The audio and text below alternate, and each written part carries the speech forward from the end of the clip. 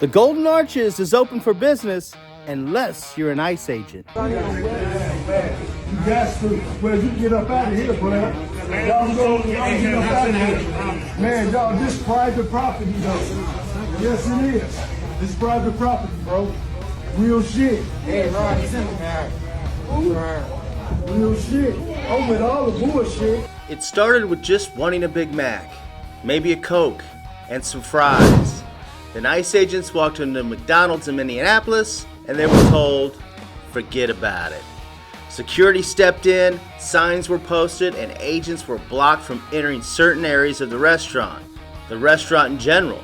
The message was simple: no entry without a warrant.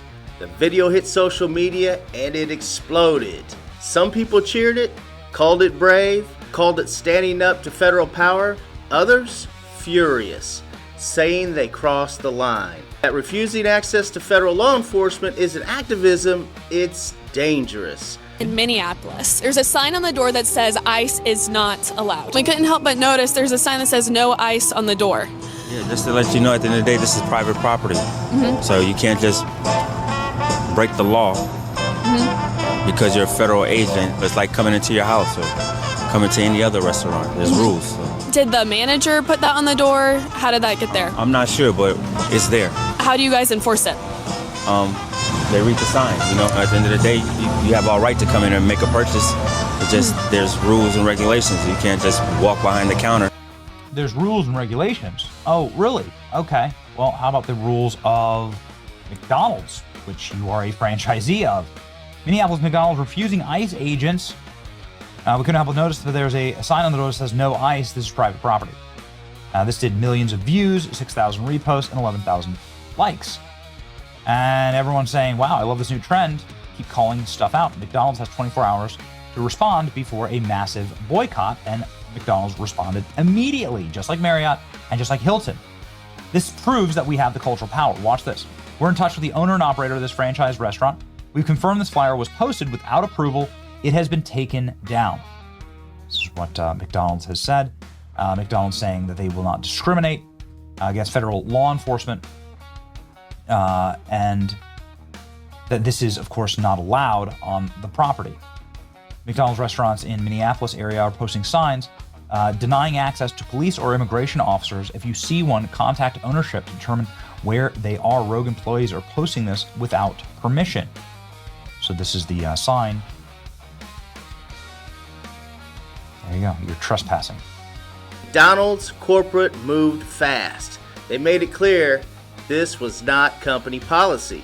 The decision came from a franchise owner, not the brand. And shortly after, the signs came down. But by then, the damage was already done, because this wasn't an isolated moment. Just days earlier, the same thing happened. Only this time, it was a hotel. The Department of Homeland Security is calling out Hilton Hotels after a Minneapolis franchise location abruptly canceled a reservation for federal agents. So Madam Rivera has the details. Good morning, Madam. Good morning. DHS says that hotel canceled those reservations for DHS officers after seeing their government emails. DHS posted a series of screenshots that appear to be from a Hilton email account on January 2nd. One of those emails saying, "We are not allowing any immigration agents to house on our property."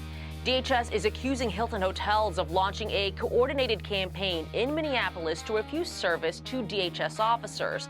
But Hilton, in a new statement, is distancing themselves, saying this hotel is independently owned and operated, and these actions were not reflective of Hilton values.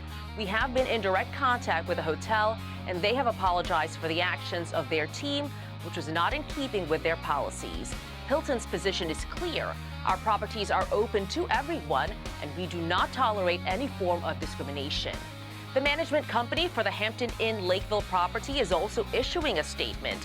Everpeak Hospitality says they have moved swiftly to address this matter, as it was inconsistent with our policy of being a welcoming place for all. "We are in touch with the impacted guests to ensure they are accommodated. We do not discriminate against any individuals or agencies and apologize to those impacted." DHS Assistant Secretary, though, Tricia McLaughlin, suggests Everpeak hasn't done enough, posting this. I wonder how Everpeak Hospitality has moved swiftly to address this matter when DHS and ICE have not heard anything from them. We'll see if that changes today. Lawrence Ainsley and Ryan. In Minnesota, ICE agents say they refused rooms at a hotel in Minnesota while on official duty. You heard it right. Reservations already booked, suddenly canceled. Emails circulating online showing staff making it clear. And if you're with ICE, you're not staying here. That alone would have been confrontational. But the Hilton stepped in and cut ties with the property entirely. The hotel lost its brand affiliation. The signs came down and apologies followed. But the message was already sent. Federal agents were told, you're not welcome. 2 incidents, 2 businesses, same state, Tampon Tim state. That's not a coincidence. That's a pattern. And it shows how much things have changed. Private businesses openly pushing back against federal enforcement. Not quietly, not behind the scenes, but right in front of everyone. Some people see it as progress, while others see it as the start of something unstable. Because here's the question nobody wants to answer. If businesses get to decide which federal agents they'll serve and which ones they won't, what happens next? Gas stations, airports, hospitals? No. This isn't just about immigration anymore. It's about authority.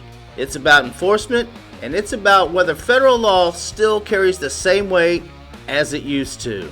Minnesota just became the test case, and the rest of the country is watching.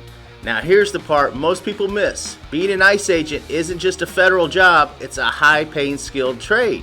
Yes, skilled trade, because you don't need a college degree to enter.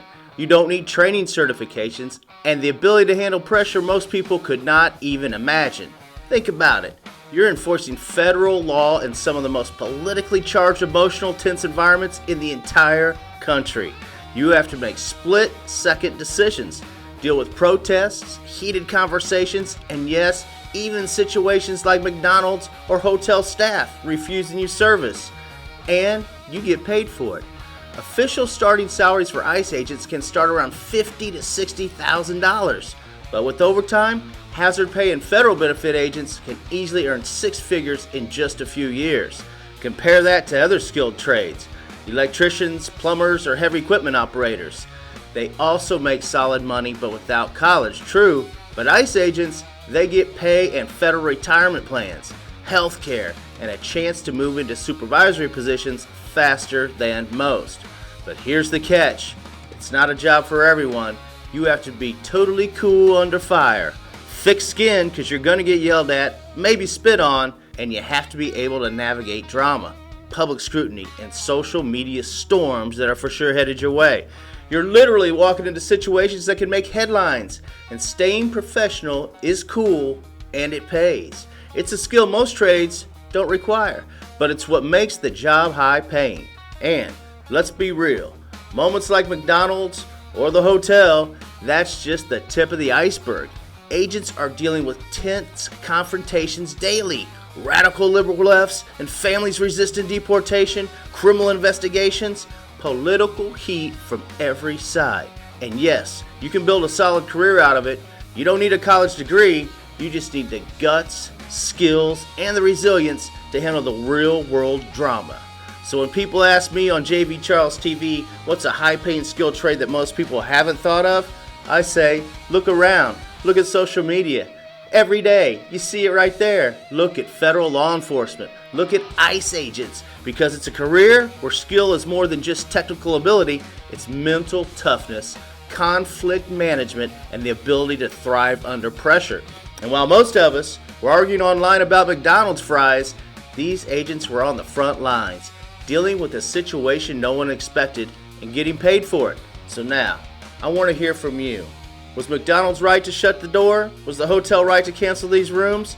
Or did both cross lines that shouldn't be crossed? Let me know if you want to hear more about becoming an ICE official, an ICE agent, and being on the federal team. If you do, I'll make some more in-depth videos about it. And make sure you drop your thoughts in the comments for me, guys. Hit that subscribe button for JV Charles TV, because we cover the highest paying skilled trades and careers you've never heard of. The ones that don't require a college degree, but demand grit, guts, and yes, sometimes handling the kind of drama that goes viral. Because this story, it's not over. It's only the beginning. And if you think about it, being an ICE agent is exactly the kind of career that proves you can make six figures without college. You just have to be ready for the heat. Thanks a lot, guys. We'll see you on the next one.